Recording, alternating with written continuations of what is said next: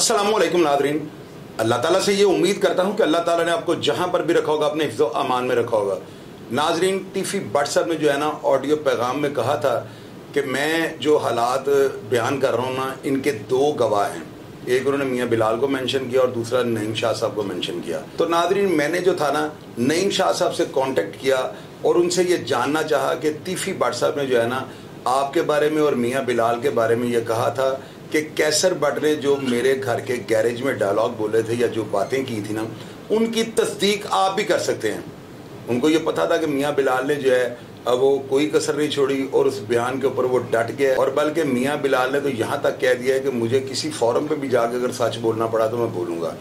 लेकिन मैं हैरान इस बात पर हूँ कि नईम शाह साहब से जब मैंने बात की तो उन्होंने ऑडियो मैसेज जो आपको मैं अभी सुनाने लगा हूँ उसमें उन्होंने मुझसे ये वादा किया, मैंने उन्हें सारी बात बता दी कि आपका मौक़िफ़ चाहिए, चूँकि टीफी भट्ट साहब ने कहा था। और ज़ाहिर है अगर टीफी भट्ट साहब ने इनको मेंशन किया तो किसी तल्लुक़ की बिना पे किया होगा। मुझे अफसोस इस बात का है कि नईम शाह साहब ने जो है ना मेरे से बात तो की, मैंने उन्हें फ़ोन किया, मेरे साथ उनका रब्ता तो हुआ। सबसे पहले आप ये रिकॉर्डिंग सुने कि मैंने उनको क्या कहा और उन्होंने मुझे आगे से क्या जवाब दिया। वालेकुम सलाम, क्या हाल है? ठीक है, शाह साहब बोल रहे हैं? हाँ जी जनाब। शाह साहब शाहिद चौधरी बोल रहे हैं, चुबड़जी शामनगर तो। हाँ जी जनाब, की हाल ने से ठीक है? कारोबार सब तरह से? अल्लाह दा शुक्र, अल्लाह दा शुक्र है। सब तो पहले तो माना शुक्रगुजार हाँ, तुसीं मलक साहब ने उस दिन दस्सिया भी बड़ा हमदर्दी का इजहार किया तो बड़ी खुशी हुई कि चलो भरावां नूं इस तरह एहसास होंदा तो बड़ा दिल खुश होंदा। तुहाडी तबीयत ठीक है? सब खैर वफियत है? अल्हम्दुलिल्लाह। मैं ना जिससे पहले गई थी कॉल नहीं आता ना, शायद कोई प्रॉब्लम आई तो मैं कंफर्म करना। अरे बड़ी मेहरबानी, नहीं हो गया। मैं बिलाल का की नहीं तो मैं मैं चेक करो भाई। आओ बिलाल भाई दा उन्होंने जो बयान दिता जो क़यामत आ गई सोशल मीडिया दा, लोग जिहड़े ना वो जानना चाहते हैं की गल की बात है। मैं कहा मैं शाह साहब ने पूछना, शाह साहब ये मामला की सी? तुसी माशाल्लाह मैं ना असल पे आया आज मस्जिद। हाँ जी, मैं अब निकल के ना जमात अपनी मस्जिद में मैं निकल के मैं गुलाम ना। चलो मैं वेट कर अल्लाह हाफिज़, अल्लाह। ये रिकॉर्डिंग आपने सुनी नादरीन, अब इसमें वाज़ेह तौर पर ये जो है ना सुन सकते हैं और समझ सकते हैं कि मैंने उनको सारी बात बताने के बाद उनको कहा है कि टीफी भट्ट साहब ने जो है ना आपके बारे में कहा था और मियाँ बिलाल के बारे में कहा था, तो आप उस बात के बारे में कोई तस्दीक कर सकते हैं या कोई अपनी जो भी राय या जो भी आप कहना चाहें वो मुझे बता सकते हैं। तो उन्होंने मेरे साथ वादा किया कि मैं आपको नमाज के बाद जो है ना फ़ोन करके बताऊँगा। लेकिन इसके बाद जो है ना हैरानकुन बात यह कि कैसर भाई का मुझे फ़ोन आ गया। कैसर भट्ट ने मुझे कहा कि आप नईम शाह साहब को फ़ोन मत कीजिएगा क्योंकि वो अपना मौक़िफ़ नहीं देना चाहते। अब यहाँ हैरानकुन बात यह है कि कैसर भट्ट के बारे में तो जो है मियाँ बिलाल ने एक जो है बयान दिया था और बल्कि बड़ा सख्त बयान दिया था और बड़े गलत यानी किस्म के अल्फाज जो है ना वो किसी दोस्त के बारे में दोस्त नहीं कहता, लेकिन उन्होंने रियलिटी जो है बयान कर दी थी। तो यहाँ पर जो है नईम शाह साहब को टीफी भट्ट साहब ने मेंशन किया था और टीफी भट्ट साहब के मेंशन किए हुए बंदे नईम शाह साहब को ये चाहिए था कि वो मुझे फ़ोन करके कह देते कि भाई मैं आपको नहीं मौक़िफ़ देना चाहता। उन्होंने कैसर भट्ट साहब को ये कहा कि जी मुझे डाउट है कि कहीं मेरी रिकॉर्डिंग ना कर लें। तो मैं उनसे ये पूछना चाहता हूँ कि खुदा ना खास्ता मैंने आपसे कौन सी ऐसी बात कर लेनी थी कि मैं आपकी रिकॉर्डिंग करके जो है वायरल कर देता? आपने तो एक सच बोलना था। तो सच तो बंदे को जो है अपने दोस्तों की खातिर तलवार की नोक पे भी बोलना चाहिए, जबकि इंसानों की ज़िंदगी का कैदो बंद की जो है ना तकलीफ़ें, इनका सामना करने वाले हालात हो ना, तो बंदे को जो है ना बिल्कुल हर हाल में सच बोलना चाहिए, क्योंकि उसके सच बोलने से जो है ना लोगों का माइंडसेट चेंज हो सकता है। तो मैं जो हूँ ना इस बात पे हैरान हूँ। इसका मतलब नईम शाह साहब का जो है कैसर भट्ट के साथ भाइयों जैसा ताल्लुक है, जो उन्होंने इतनी कॉन्फिडेंशियल बात जो है ना कैसर भट्ट से करना गवारा समझा और मुझे वो समझ लो घास नहीं डाली। अब मैं इस बात का जवाब ज़रूर टीफी भट्ट साहब से आज रात को इंटरव्यू में लूँगा और वो जो भी जवाब देंगे वो सारा कुछ आपके सामने रखूँगा। नादरीन, आज मैं आपको बड़ी ज़बरदस्त न्यूज़ देने लगा हूँ। आज रात को मेरे YouTube चैनल के ऊपर, सिर्फ याद रखिएगा YouTube चैनल के ऊपर शाहिद चौधरी शाहिद CH ऑफिशियल जो है ना आपने लिखना है तो मेरा जो है YouTube चैनल आ जाएगा। तो आपने उसको जो है ना लाजमी सब्सक्राइब कर लें, क्योंकि आज रात को 8 बजे टीफी भट्ट साहब को जो है ना लाइव कॉल पर मैं लेने लगा हूँ और मैं उनसे जो भी सवालात करूँगा ना उसके साथ साथ एक ऑप्शन आपको देता हूँ कि आप अल्फाज का चुनाव दुरुस्त रख कर इस कत्ल के बारे में या पिछले जो भी साहब का मामला चलते हैं उनके बारे में कोई भी बात आप टीफी भट्ट साहब से पूछना चाहेंगे तो आप कमेंट बॉक्स में लिख दीजिएगा और मैं वादा करता हूं कि मैं उसका जवाब आपको लेके दूंगा। लेकिन शर्त यह है, अगर किसी शख्स ने कोई ज़ूमानी फिक्रा या कोई अनारकी फैलाने वाली बात की तो मैं उसको ब्लॉक भी कर दूंगा और उसके सवाल का जवाब भी नहीं दूंगा।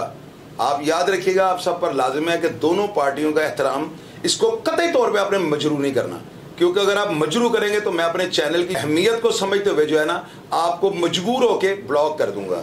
और मैं आपको वार्निंग देनी चाहता हूं कि बिल्कुल आप राब्ता करें, आप कमेंट्स करें, लेकिन जो उन कमेंट्स का मतलब है ना वो बिल्कुल वही होना चाहिए जो बिल्कुल नजर आ रहा हो। उसको ज़ूम एनी फिक्रों में आपने नहीं लिखना कि हम कुछ और पढ़ रहे हो, आप कुछ और कह रहे हो। खुले अल्फाज में आप कमेंट्स कीजिएगा और लाइव कॉल पे तीफी भट्ट साहब जो है मेरे साथ होंगे और पूरे 8 बजे पाकिस्तान के टाइम के मुताबिक रात 8 बजे जो है ना प्रोग्राम स्टार्ट हो जाएगा।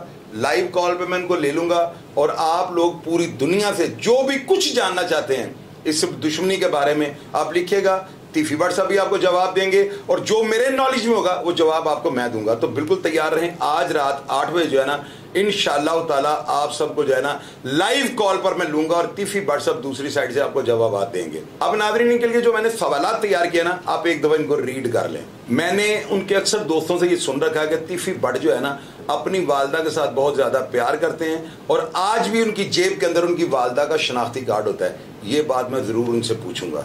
मैं उनसे ये बात भी पूछूंगा कि अगर आप अमन चाहते हैं तो किसी के बारे में जो है ना बयानबाजी ना करें, क्योंकि बयानबाजी अगर आप करेंगे तो सुलह की बजाय जो है ना मजीद दलदल में धंस जाएंगे। और कैसर भट्ट के मौजू के ऊपर मैं जरूर इनसे खुलकर पूछूंगा कि अंदरीन हालात क्या हैं और वो बताएंगे। अब मैं उनसे ये भी पूछूंगा कि आपकी कैसर भट्ट और इसरार भट्ट के साथ टोटल कितनी मुलाकातें हुई हैं। और मैं तीफी भट्ट साहब से ये भी पूछूंगा कि आइंदा दुश्मनी के बारे में इन फ्यूचर आप क्या सोच रहे हैं, आपने क्या प्लान किया हुआ है और क्या चाहते हैं कि इस दुश्मनी का खात्मा हो जाए। ये दुश्मनी इसी तरह जो है FIR दर्ज होती रहो, बंदे मरते रहें, इसके बारे में वो जो जवाब देंगे वो आपके सामने रख दूंगा। और मैं तीफी भट्ट साहब से ये भी जानूंगा कि जो शूटर पकड़ा गया अजहर नामी, उसके बारे में उसने क्या बयान दिया है, क्या ये आपके इल्म में है? अब देखेंगे उसका वो क्या जवाब देते हैं। मैं उनसे एहसन शाह की वाइफ के करैक्टर के बारे में भी जरूर पूछूंगा और देखूंगा वो उसके बारे में क्या जवाब देते हैं। और मैं तीफी भट्ट साहब को ये भी कहूंगा कि जैसे आप मुनासिब समझें आप जवाब दें,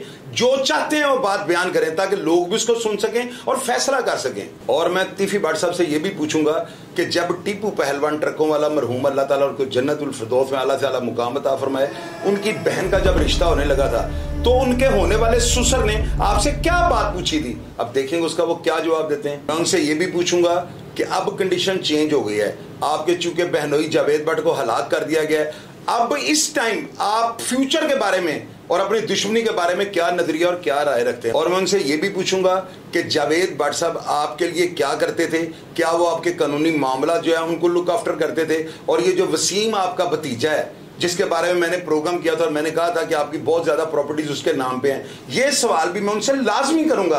अब देखेंगे वो इसका जवाब क्या देते हैं। मैं तीफी भट्ट साहब को ये भी बताऊंगा कि जब ख्वाजा अजहर गुलशन साहब से मेरी बातें हुई तो किस तरह जो है ना उन्होंने बड़े खूबसूरत अल्फाज के साथ मुझे इतना शर्मिंदा किया कि मुझे 30 दफा उनसे माफी मांगनी पड़ी।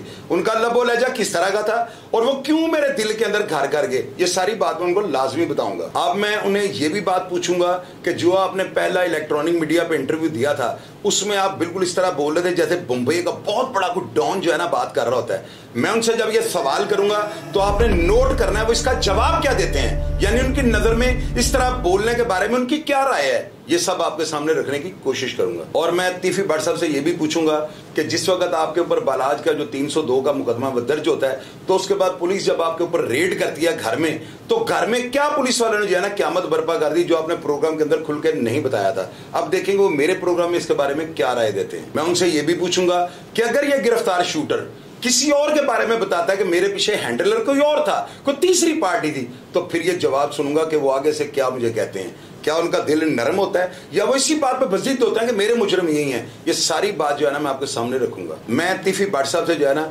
अमीर फतेह जो एक बच्चों की तरह, एक छोटे भाइयों की तरह भतीजा लगा लें, उसके बारे में मैं बात करूंगा और उनसे पूछूंगा उसके बारे में उनकी अपनी जाती राय क्या है। मैं उनसे लाजमी ये बात भी पूछूंगा कि आपने और बहुत ज्यादा जगह पे ना मुखालफत डाल रखी है, कई मुखालफ आपके जिनको मैं भी जानता हूं, तो जब मैं ये सवाल करूंगा फिर मैं देखूंगा इस बात का जवाब वो क्या देते हैं, वो भी आपके सामने रखूंगा। मैं इनसे कैसर बट के अलावा एक और बहुत बड़ा रोल था जो इस सुलह में अपना किरदार अदा कर रहा था, मलिक मुश्ताक उनका नाम था, उसके बारे में भी जरूर पूछूंगा कि उस शख्स का करैक्टर मस्बत था या मनफी। अब इसके बारे में क्या जवाब देते हैं वो भी आपके सामने आ जाएगा। मैं तीफी भट्ट साहब से ये बात लाजमी पूछूंगा कि नसीराबाद में जो आपके घर पे फायरिंग हुई थी, उस फायरिंग के बारे में आज आपका नजरिया क्या है? क्या आपने उस बात को कुरेदा, आपने असल मुलजमान को सामने लाने के हकायक को जानने की कोशिश की, और आपके सामने अभी तक के हालात क्या सामने हैं मेरी पब्लिक को बताएं। मैं उनसे लाजमी ये बात पूछूंगा कि बिल्ला ट्रक वाला के कत्ल में आपका क्या हाथ था, और जब ये इल्जाम आपके ऊपर लगा तो आपने किस तरीके से जो है ना इसको क्लियर किया और किस तरह से अदालतों ने आपको जो है ना बरी कर दिया। इसके बारे में जो जवाब मिलेगा वो भी आप सुन लीजिएगा। मैं इनको हनीफा जो जेल के अंदर मुझे बातें करता था, जो जूम यानी फिक्रे, कुछ ऐसे अल्फाज होते थे जिनका मतलब मुझे भी उस वक्त समझ नहीं आता था, वो जब रिहा हो गया तो फिर मुझे तब वो बातें सारी जो है ना समझ आती हैं। हनीफे ने जो मुझे कहा, जो वो बिल्ला ट्रकों वाले के बारे में नजरिया रखता था, कोई ऐसी बात जिससे इंतशार फैलेगा वो मैं नहीं करूंगा। और मैं देखूंगा कि तीफी भट्ट साहब जो है ना उन बातों के बारे में जो मैं हनीफे के बारे में बताता हूं वो अपना मौकफ क्या देते हैं, वो सब आपके सामने आ जाएगा। मैं उनको ये भी बताऊंगा कि बालाज का पूरी दुनिया में फेम ले जाने की वजह क्या हुई। उसकी वजह यह थी कि बालाज ने जो है ना उर्दू पॉइंट पे इंटरव्यू दिया था, उस इंटरव्यू में जिस साबित कदमी के साथ, तहम्मुल मिजाजी के साथ उसने जवाब दिए हैं, वो लोगों के दिल में तीर कर गया। अब देखेंगे इस सवाल को सुनने के बाद वो क्या जवाब देते हैं। अब मैं तीफी भट्ट साहब को ना ये भी बात बताऊंगा कि मियां बिलाल अहमद ने जिस वक्त जो है ना हालात बहुत ज्यादा गंभीर थे, नया नया ये मुकदमा था, उस वक्त कोई शख्स तीफी भट्ट के हक में नहीं बोल रहा था, तो मियां बिलाल ने जो है ना जो भी हकायक उसके सामने थे, अब पता नहीं वो झूठ थे सच थे, जो भी हालात थे वो मियां बिलाल ने मेरे फोरम पर आके पब्लिक को बताए। और उस वक्त मैं डर रहा था, मैं उनको ये भी बताऊंगा कि मुझे ये डर था लोग नीचे गालियां निकालेंगे, लेकिन लोगों ने जो फीडबैक दिया वो सारा कुछ मैं उनको बताऊंगा और उनसे जानूंगा कि वो मियां बिलाल के बारे में क्या नजरिया और राय रखते हैं, वो सब आप सुन लीजिएगा। अब नाज़रीन एक चीज और आपको मैं बतानी चाहता हूं, एक वीडियो मैं आपको दिखाता हूं, आप इस वीडियो को जरा देखें। आपने इस वीडियो को देख लिया, मियां बिलाल ने और मैंने आपस में जो है ना पिछले दिनों राब्ता करके एक प्लान किया कि यार ये जो सोशल मीडिया के ऊपर, टिकटॉक्स के ऊपर जो है ना भट्ट बरादरान, भट्ट ग्रुप और दूसरे जो है ट्रकों वाले ग्रुप जो है ना टिकटॉक्स बना रहे हैं, और उसके अंदर जो है ना कोई भी ऐसी हरकत जो है ना करने से गुरेज नहीं कर रहे जो इंतशार के जिम्मे में जाए। हमने टिकटॉक्स देखकर, यकीनन आप लोग भी देखते होंगे कि उसके अंदर ऐसे ऐसे वल्गर और ऐसे ऐसे बदमाशी वाले डायलॉग थे, मैं आपको बयान नहीं कर सकता हूं। तो मैंने मियां बिलाल साहब से जब राब्ता किया ना, तो उन्होंने सबसे पहले जो है ना ख्वाजा नदीम वाई साहब जो है ना गोगी भट्ट साहब के बहनोई, वो उनके पास गए हैं और ये वीडियो वहां किया। वहां पर जाके आप देख सकते हैं कि वो वीडियो के अंदर जो है ना उनके टेलीफोन को पकड़ के उसी चैट को देख रहे हैं और उनको ये कह रहे हैं कि आप ये डिलीट कर दें। और वो जो ख्वाजा नदीम वाई है ना, उन्होंने इतना जबरदस्त जो है ना बेहतरीन हिकमत अमली का मुजाहरा किया कि उन्होंने उसी वक्त अपनी तमाम टिकटॉक्स जो थी ना, जो बदमाशी और दुश्मनी के जिम्मे में आती थी, उन्होंने डिलीट कर दी। और इसी अमल को देखते हुए जो है ना ट्रकों वाला ग्रुप ने भी अपने तमाम ऐसे टिकटॉक्स जो है ना खत्म कर दिए थे। बात सुनाने का मतलब यह है कि सुलह में किसी ना किसी को पहले हाथ बढ़ाना पड़ेगा। आज रात को जो प्रोग्राम मैं आपको दिखाने जा रहा हूं, आपने इस प्रोग्राम को सुनने के बाद आपने कमेंट बॉक्स में लाइव जो है ना कमेंट्स करने हैं, जूम यानी फिक्रे नहीं बोलने, कोई ऐसे अल्फाज नहीं लिखने के मैं आपको ब्लॉक कर दूं। आपने अच्छी बातें लिखनी है और इंशाअल्लाह ताला सारी बातें जो है उनके जवाब मैं आपको लेके दूंगा। नाज़रीन आप ये देखें, आपको बात की सुनाने का टिकटॉक का क्या मतलब था कि आप लोगों को समझ आ जाए कि जब भी कोई पेशरफ्त होती है ना, कोई एक शख्स आगे बढ़ता है तो दूसरा जो है ना फिर से सबक हासिल करके वो उस पर अमल करने की कोशिश करता है। जैसा कि सबूत आपको टिकटॉक एप्लीकेशन में डिलीट करवा के हमने दिया। प्रोग्राम का फीडबैक लाजमी दीजिएगा और रात 8 बजे एक्टिव रहिएगा, क्योंकि तीफी भट्ट जो है ना लाइव आने लगा है। अपना ढेर सारा ख्याल रखिएगा जी। पाकिस्तान जिंदाबाद।